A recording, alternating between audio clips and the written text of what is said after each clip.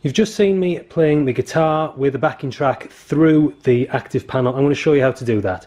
Now, there's a few little bits of equipment that you need, but nothing major. So the first bit that you're going to need is this little device here, which can be bought off places like eBay and Amazon for just a few pounds, and it allows you a 1/4" jack input to your 3.5mm input so that you can connect it to things like your iPad or some sort of Android device.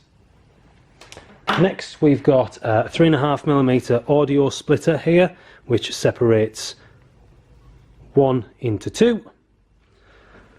You're then going to need 2 3.5mm input leads, so they're both the same. Then obviously you're going to need your 1/4" jack for attaching your guitar to.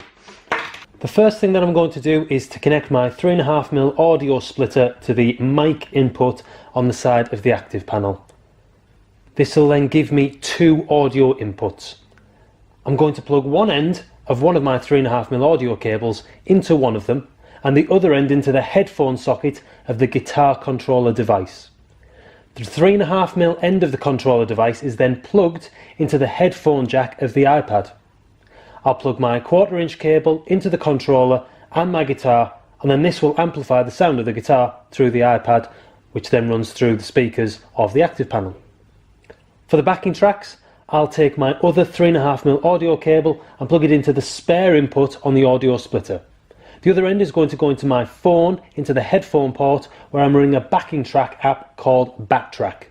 And what this app allows you to do is to search for your favourite backing tracks and save them, and then you can listen to them, and they have different options on there for things, different instruments if you want them, with and without vocals, with and without different instruments, and then you can just play them through there.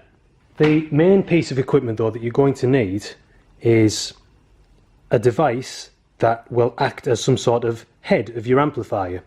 Now I'm using something called Bias Amp 2 from Positive Grid on the iPad, but there are alternatives on Android as well, things like Amplitube or Dep-like.